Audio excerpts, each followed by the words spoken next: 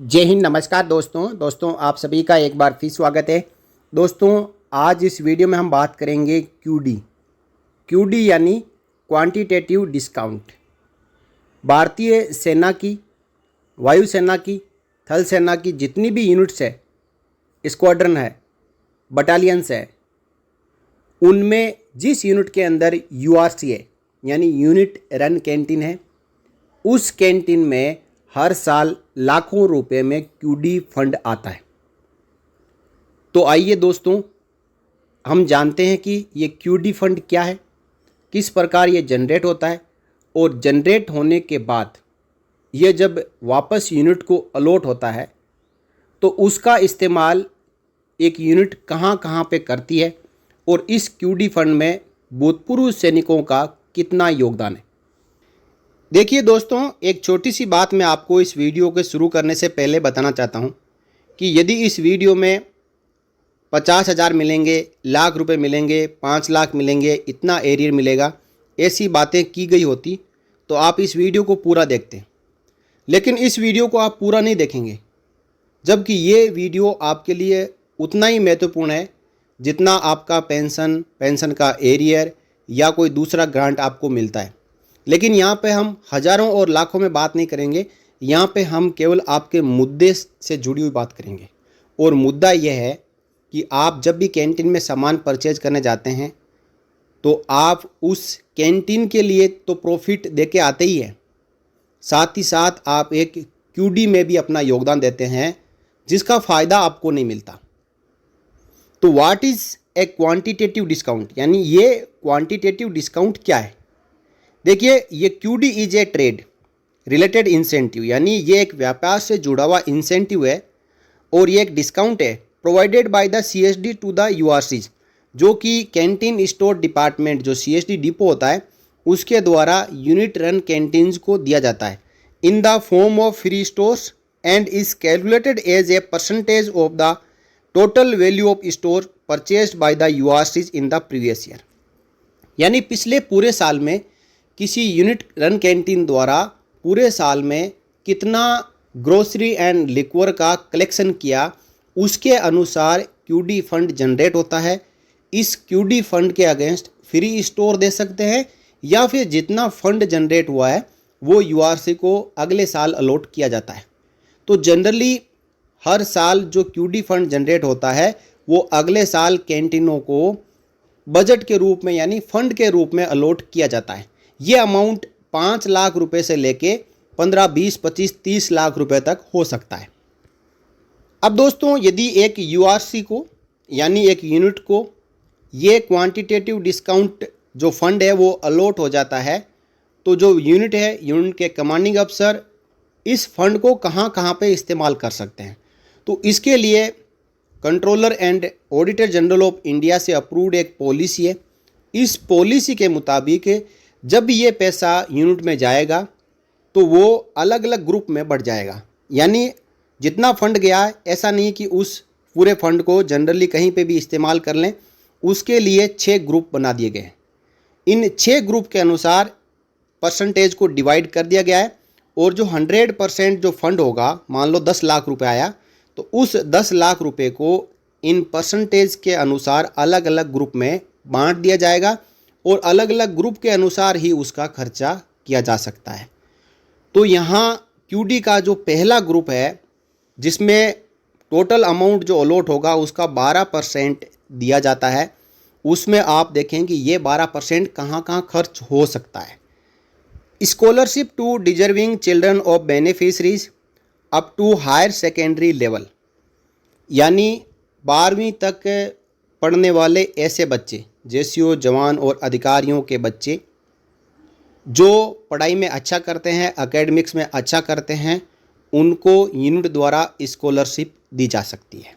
दूसरा, grant to world war second veterans their widows who are beneficiaries of URCs, यानी उस URC से ऐसे वार वेटरन जिन्होंने सेकेंड वर्ल्ड वार लड़ा हो और वो अभी जिंदा हो, या उनकी जो विडोज है वो यदि उस यूआरसी से सामान लेते हैं जिस यूआरसी का क्यूडी जनरेट हुआ है, तो यूनिट द्वारा ऐसे वर्ल्ड वार सेकेंड के जो वेटरन्स है उनको भी ग्रांट दिया जा सकता है, लेकिन अक्सर से ऐसा कभी होता नहीं है।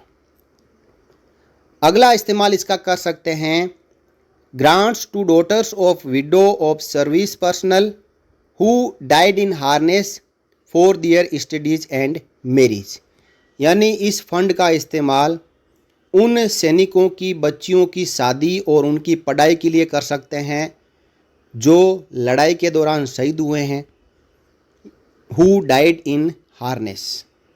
लेकिन ऐसा भी बहुत कम देखने को मिलता है कि कोई यूनिट इस प्रकार की सहायता करती हो।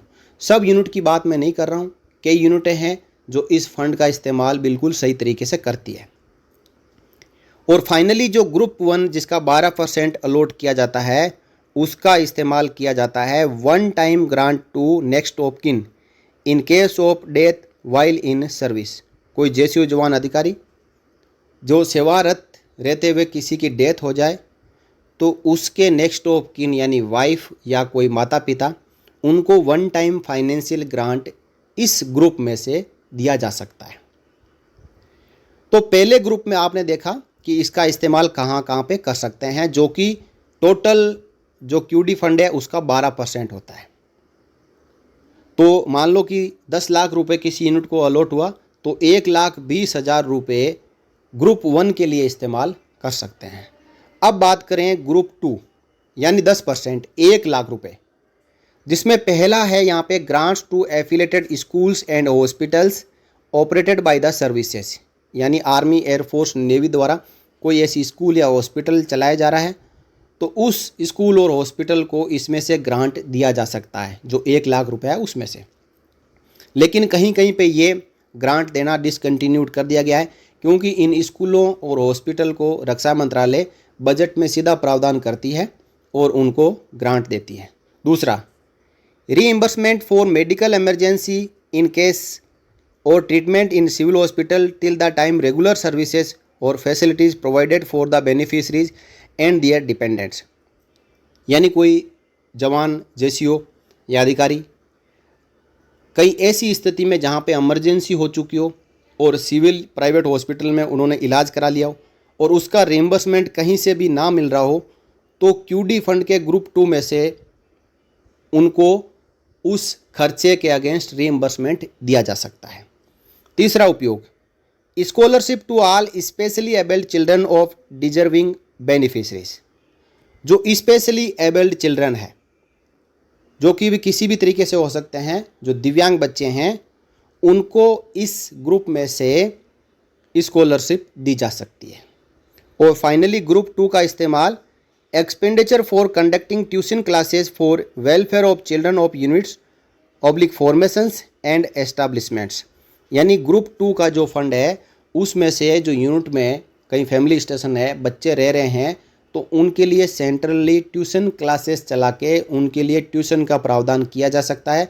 और जो ट्यूशन क्लासेस रन की जाती है उनका जो ट्यूटर होते हैं, जो कोचिंग कराने आते हैं, उनको खर्चा क्यूडी फंड के ग्रुप 2 में से दिया जा सकता है।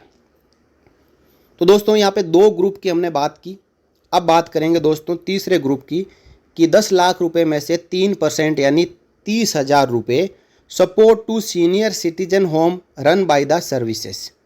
यानी आर्मी, एयरफोर्स और नेवी, इनके द्वारा कहीं पे भी सीनियर सिटीजन होम, जिसे वृद्धाश्रम कहते हैं, वो चलाया जाता है, तो ये 30,000 रुपये उसमें डोनेट कर सकते हैं।